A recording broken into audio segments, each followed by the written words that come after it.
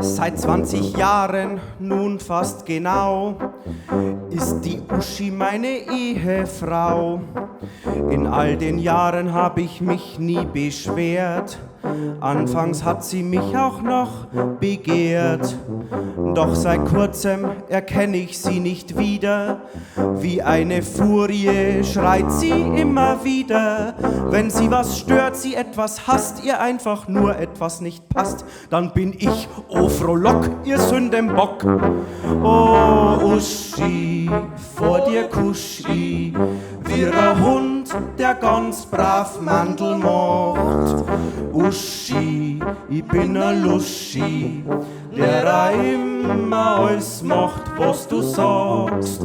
Am Abend komm ich hungrig von der Arbeit heim. Meine Frau, die sagt, komm sitz dich hin, das Essen ist schon warm. Mit meiner neuen Küchenmaschine hab ich heut für dich gekocht. Mit der kannst du alles machen, schau, was die alles schafft. Auf Stufe 6 kann man pürieren, danach im Umkellauf verrühren. Im Aroma gesund erhitzt, der Dampf die Vitamine schützt. Zutaten rein und er gibt Gas, so macht Kochen Spaß. Mit Thermomix, da geht alles fix, schmeiß bloß eine, falls sie nix. Der Thermomix, ja so ein Glück, dass sowas heutzutage gibt.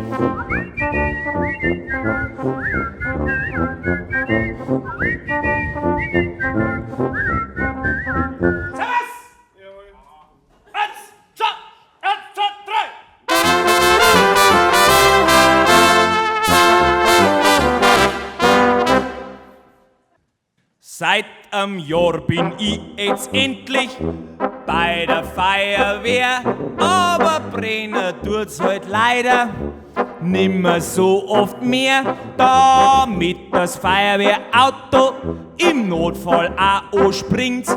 Gibt's einmal im Monat eine Übung, bei der jeder kennt. Habt ihr alle eure Uniformen an? Jawohl! Habt ihr das Bier schon ins Auto da? Klar! Wer hat den Schlüssel? Ich hab den Schlüssel! Ja, dann packen wir's. Damit der Feuerwehr gut funktioniert, gehört's regelmäßig geschmiert und ausprobiert. Mit einem Bier in der Hand durchs Dorf gekarrt. Heut ist wieder Bewegungsfahrt.